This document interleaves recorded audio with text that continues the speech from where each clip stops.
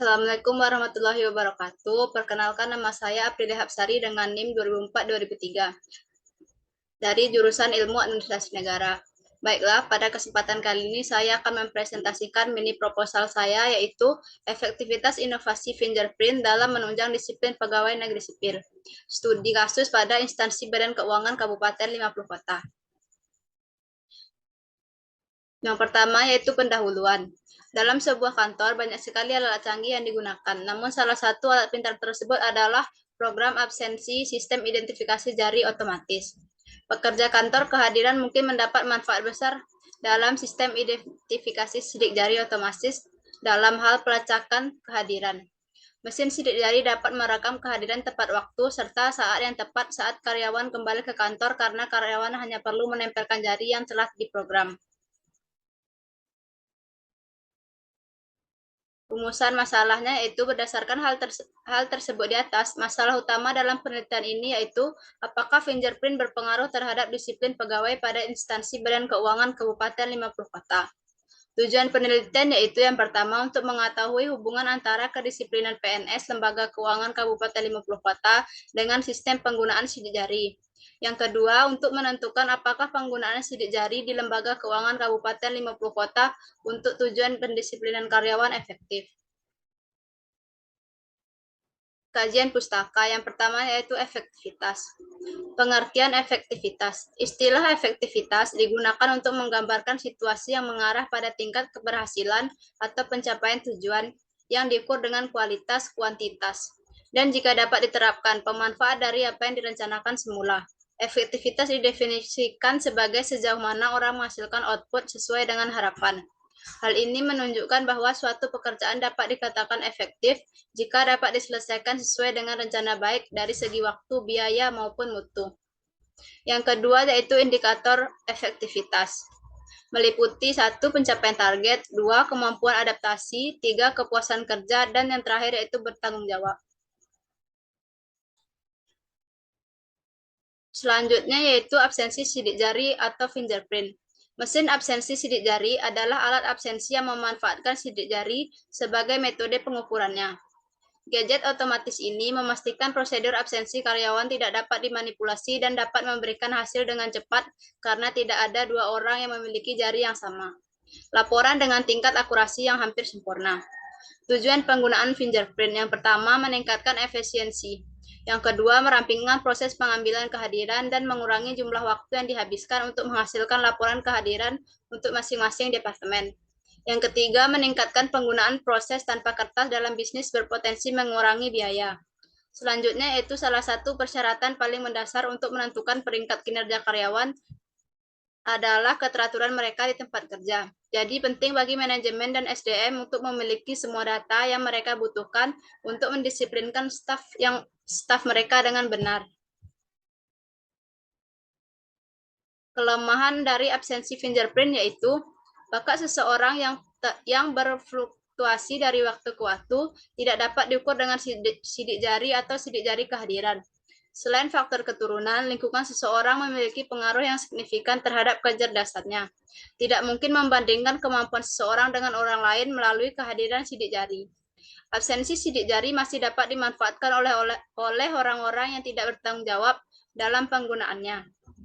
Seperti bolos kerja di pagi hari, kemudian muncul di tempat kerja ketika sudah hampir waktunya berangkat ke rumah hingga bolos kerja lagi. Cara absensi ini dinilai masih kurang efisien untuk menurunkan ketidakdisiplinan pegawai dan akuntabilitas kinerja dalam usaha. Karena tidak ada pengawasan terhadap pegawai sejak saat absensi jari pada jam masuk hingga absensi pada jam pulang. Cara kerja mesin absensi fingerprint. Saat digunakan, sistem absensi sidik jari yang berdiri sendiri tidak memerlukan komputer untuk berfungsi. Ini menggunakan sidik jari sebagai metode autentikasi. Sensor mesin absensi sidik jari pada model standalone sangat sensitif dan penting untuk mengidentifikasi sidik jari. Sistem optik yang membaca ketinggian permukaan atau kontur sidik jari, serta muatan statis tubuh. Ini menghasilkan tingkat keamanan yang tinggi karena mungkin dibuat menggunakan fotokopi sidik jari atau bahkan cetakan lilin yang rumit dengan coretan kontur. Program akan menghasilkan statistik kehadiran menggunakan pengaturan yang telah dimodifikasi untuk memperhitungkan jadwal dan jam kerja. Hasil dari data absensi tersebut pada akhirnya akan menghasilkan data laporan mulai dari entry, return, keterlambatan, kedatangan, dan quick return. Materi selanjutnya yaitu mengenai disiplin. Disiplin tempat kerja merupakan salah satu aspek terpenting dalam manajemen sumber daya manusia karena menunjukkan seberapa serius seseorang mengerjakan pekerjaan yang diberikan kepadanya. Disiplin kerja menurut Lijen Poltak Sinambela adalah kemampuan seseorang untuk bekerja secara konsisten, teliti, dan sesuai dengan peraturan yang berlaku dengan mematuhi norma-norma yang telah ditetapkan. Disiplin juga merupakan tolak ukur untuk mengevaluasi keefektifan keseluruhan dari strategi manajemen sumber daya manusia lainnya. Kesadaran dan kemauan sering dikatakan dengan disiplin. Hal ini sependapat dengan pernyataan Malayu SP Hasibuan, bahwa disiplin adalah kesadaran dan kemauan seseorang untuk mematuhi semua standar perusahaan dan norma masyarakat yang sesuai. Sedangkan kemauan adalah sikap, tingkah laku, dan perbuatan seseorang yang sejalan dengan peraturan perusahaan, baik yang tertulis maupun tidak tertulis. Jenis disiplin yang pertama yaitu hukum preventif. Untuk mencegah pelanggaran, disiplin preventif adalah semacam hukuman yang memotivasi staf untuk mematuhi norma dan standar tertentu. Oleh karena itu, hukuman preventif ini diterapkan sebelum ketidakdisiplinan karyawan. Meskipun tidak dapat memastikan bahwa semua potensi tindakan ketidaktaatan tidak akan terjadi, disiplin ini dapat menguranginya. Yang kedua yaitu disiplin korektif. Adalah semacam hukuman yang efektif dalam menangani pelanggar aturan dan berusaha untuk mencegah pelanggaran di masa depan. Sanksi yang bisa dijatuhkan kepada pekerja yang melanggar aturan buatan agen serupa.